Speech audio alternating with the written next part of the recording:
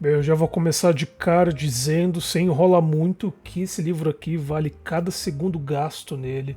Recompensador é pouco para descrever esse livraço, que mesmo caso você já tenha tomado um spoiler sobre o final dele, ainda assim vale a pena ler de cabo a rabo porque é literatura de alto nível do começo ao fim, com personagens e ambientes tão reais que é impossível você sair intocado, que é O Mundo se Despedaça.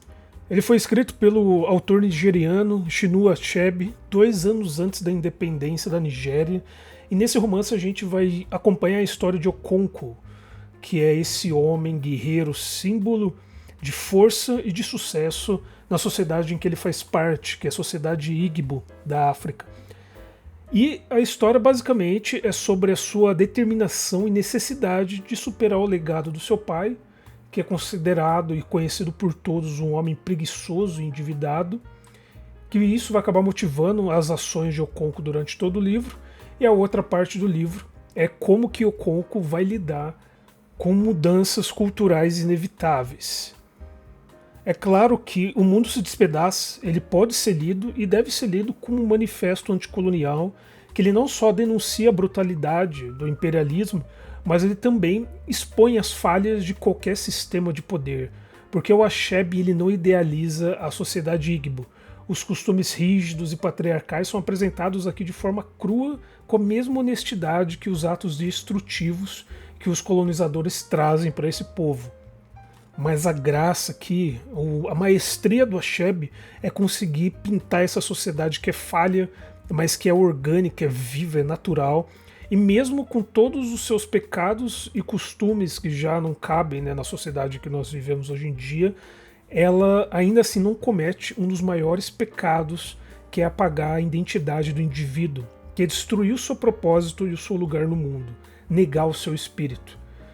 E a gente vê tudo isso, né, acompanhando o Okonkwo, que é essa figura dominada por uma concepção muito rígida de masculinidade que guia tanto seus sucessos quanto as suas tragédias. Ele é monomaníaco, praticamente obcecado em sempre demonstrar ser a pessoa mais forte, mais capaz possível. É, de muitas formas, quase que o arquétipo da masculinidade tóxica, porque essa incapacidade dele de aceitar mudanças, de demonstrar vulnerabilidade, acaba levando ele para o final trágico aqui do livro. E dependendo da forma que você analisar aqui, a gente quase consegue colocar ele em comparação com outro personagem muito famoso da literatura, que é o Aquiles, porque o Okonkwo ele é quase o ideal da eudaimonia na sociedade de Igbo. Para quem não sabe, eudaimonia ele é um conceito grego que basicamente define o ideal de que você vai viver a sua vida da forma mais plena e próspera possível, da forma mais grandiosa possível através das suas virtudes. E é isso que o personagem principal ele faz. Ele tenta seguir exatamente isso. Ser um grande agricultor, ser um grande guerreiro, um grande lutador, um grande chefe.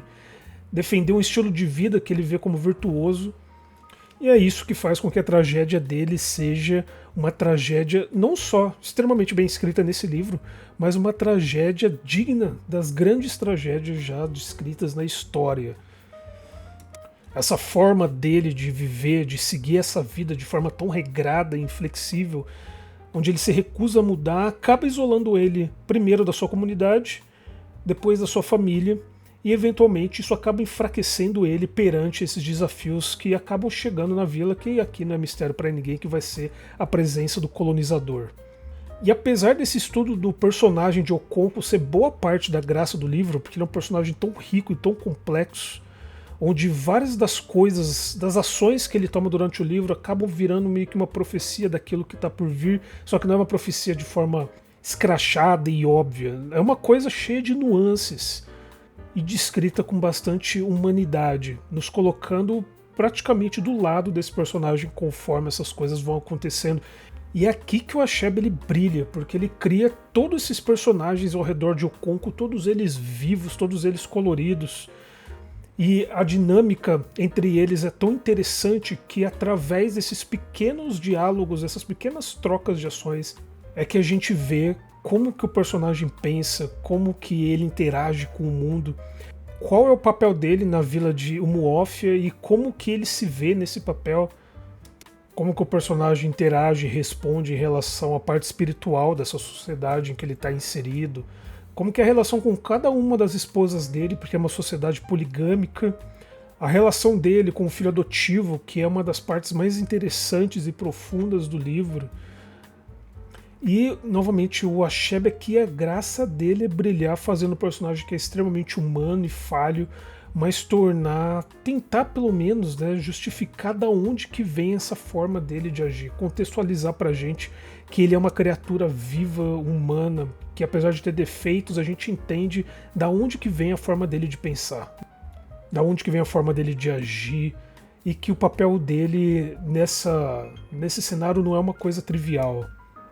E apesar desse estudo de personagem, a outra parte do livro que realmente eleva ele para não ser só um livro bom, mas ser um livro fantástico, é essa ambientação.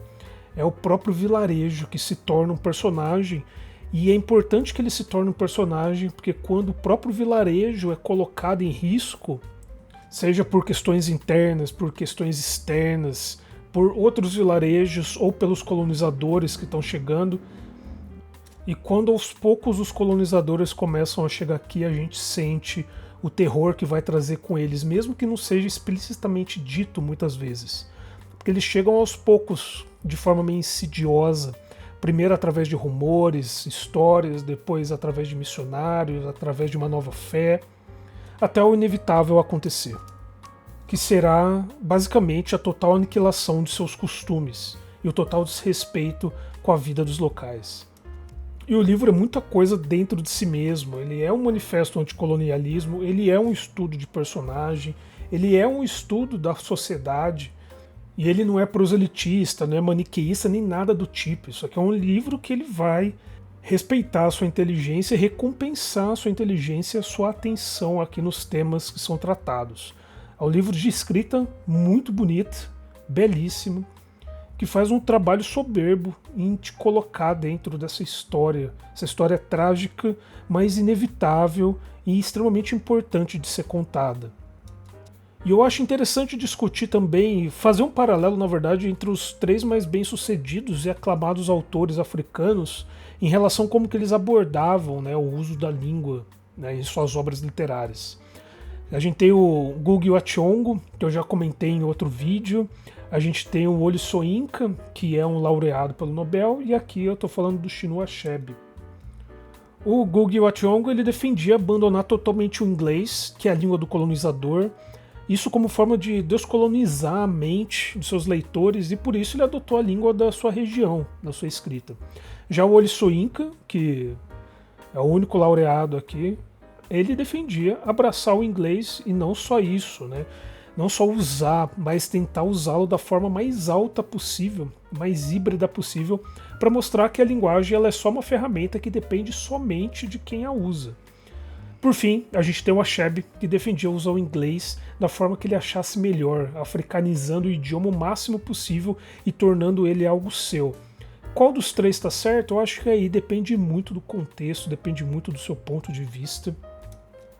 Mas, na minha opinião, eu acho que é muito importante porque foi o que basicamente ajudou esse livro a dialogar com a obra de Yeats. Para quem não sabe, O Mundo se Despedaça, ele é uma citação de um poema de Yeats, do autor irlandês, que é o The Second Coming, que pode ser traduzido como a segunda vinda ou segundo advento, mas é um paralelo muito interessante. Por que o Achebe escolheu nomear o livro dele, o maior livro dele, usando um poema de um poeta irlandês, né, que fala inglês?